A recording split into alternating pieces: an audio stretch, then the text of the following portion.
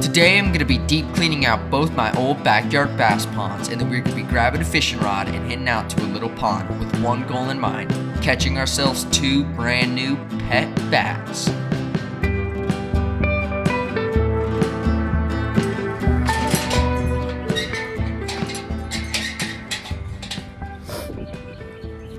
This is not fun at all. The pond is totally empty except for like 6 inches of water where all the fishing minnows are.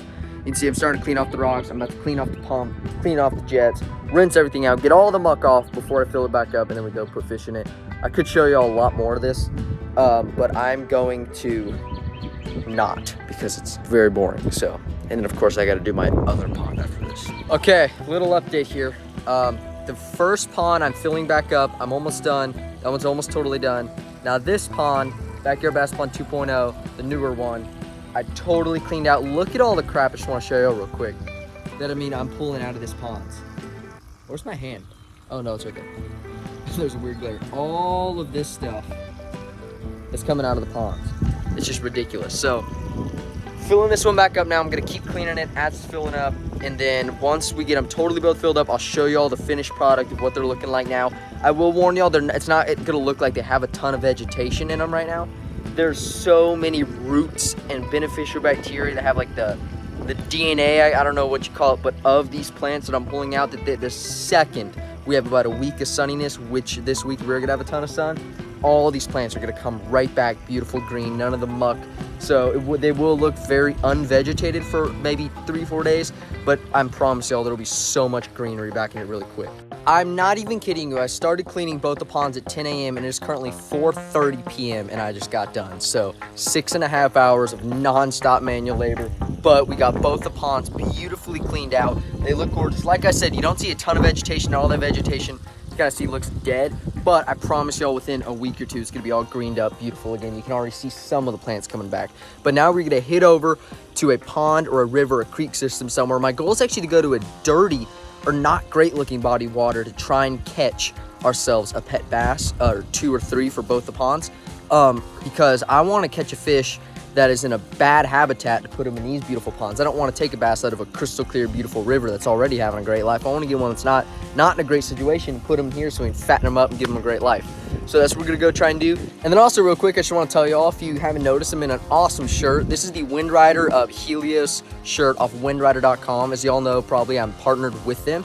You guys can use code HFA in all caps, and then 10, the number 10, to get 10% off your order all across WindRider.com. I love the company so much. I've been partnered with them for a little while now, and I seriously love their fishing clothing and all this sort of stuff. I also have some sunglasses by them. More than any fishing equipment I've ever used, fishing clothing, like genuinely. I love the shirt, so make sure y'all check them out, HFA10, to get 10% off your order. Let's go catch ourselves some pet bass.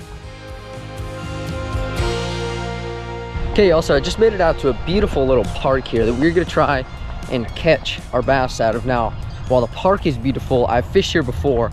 The ponds, not so much. The ponds do not look too good, but like I said, this is actually where I want to try and catch a bass out of. So we're gonna go right down here, try and fill up our water. This thing is heavily fished. There's like 20 people around fishing it right now, but we're gonna try. The goal is 2 to 3 bass, all under 12 inches, a foot long or so. So start trying to rip some lips, get ourselves some pet bass. Y'all, I actually think we got a bass on a bed here, a little male bass. Oh, he just hit it. Yeah, this guy's on a bed. We're gonna catch him too. We're gonna catch this little dude. Got him. Got him already. I told y'all.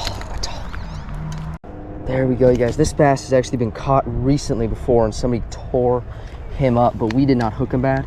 So we're gonna get a release on this guy, or sorry, get him in the bucket real quick.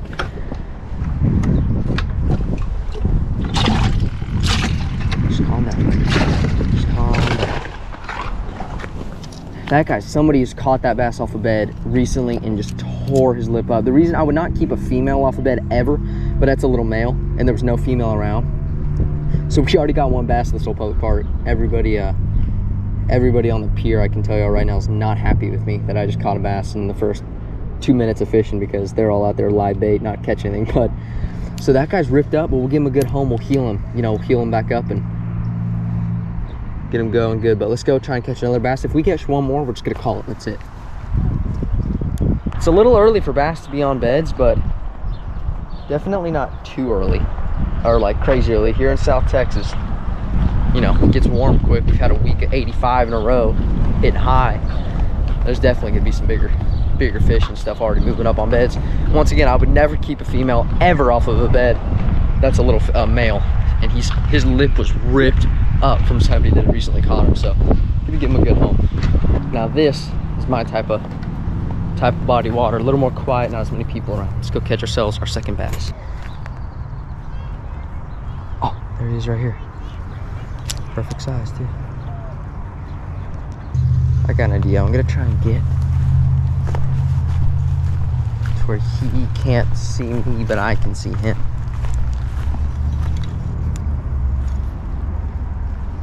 Yeah, this is a good idea. I can tell you right now, nobody's come through here because there's so many thorns. But I'm on a goal to catch myself with that bass, so I'm just gonna suck it up and be a man. That was honestly very painful. Okay. Let's get in the water. Reverse the best thing to catch from. Okay, I think we gotta move on as much as I do. I almost just ate it like 4 different times.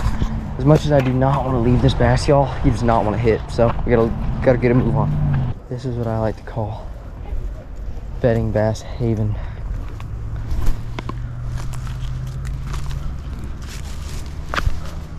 There he is, dude. I told y'all, I freaking knew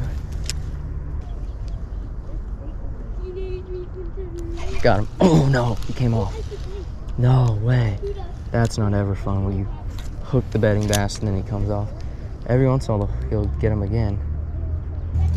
That'd be crazy to hook the same bass twice, but got him. Oh my gosh, we just missed him in the exact same spot. I'm gonna take the opportunity that he got spooked. Don't tell him. No, he's come back. He's come back again. No, we got hooked in a tree in his bed.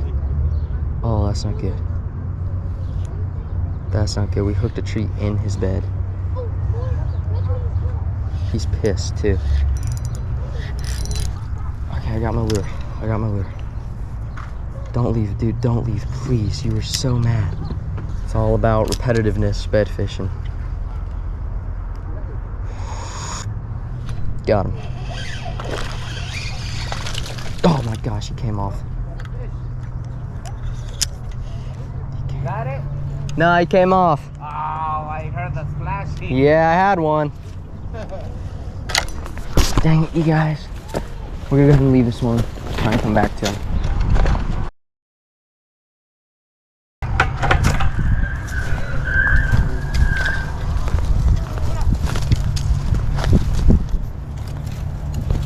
Okay, I'm back at our same bass. It's still right here.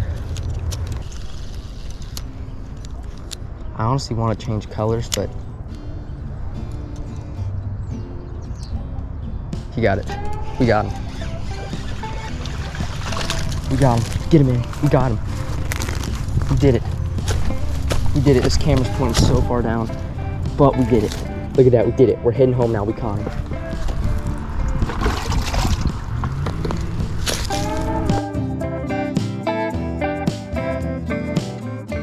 Okay, y'all, we just made it back out to the pond. We got the bass with us. So real quick, I want to explain it because I'll try and show the camera best when I get them out, but I want to explain it real quick because I don't want to be holding them out of the water too long. The first bass I caught, you heard me talking about its lip, and that it looked like somebody 20 minutes before I caught him had caught that same bass off the bed and just destroyed its lip, which is really sad. The one that I hooked him on the other side popped straight off, so we didn't do any damage. But it's great too to put them in this pond. I was already looking for some fish that weren't doing great in a kind of crappy pond, which that one was, to get them healthy in here. But I have a lot of stuff that's actually you can put in the water. It's designed to heal wounds on fish. I'll put it in here, it will heal him up and he'll be doing great. So we're gonna name that one Rip. And as for the other bass, I'm not gonna name them. I want you guys to name them. So drop a comment down below what you guys want to see me name the second bass, but it's gonna be very easy to tell which one is Rip and which one's the other one because Rip has a big slash in his mouth. To start off, I think I'm actually gonna put both bass in this pond and see how they interact. If they do great, I'll leave them both in here. If they're fighting, I'll put one with the other bass, Ferb.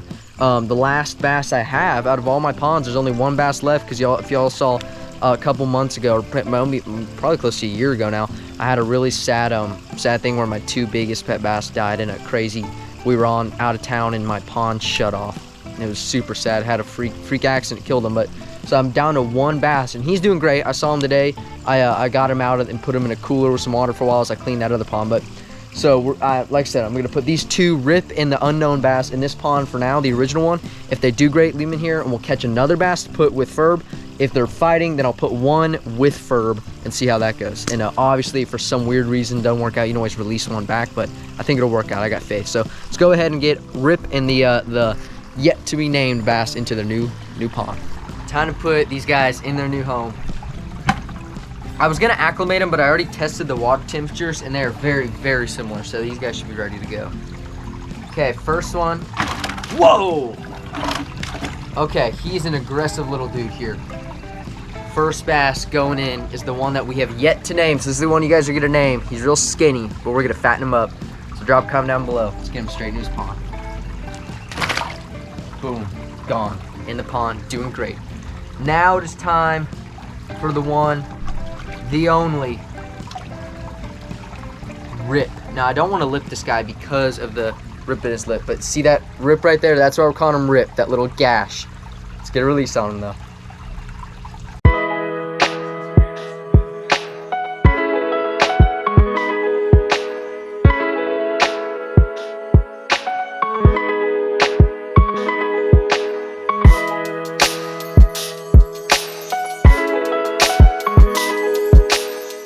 Oh, they went both straight to the bottom, right next to each other.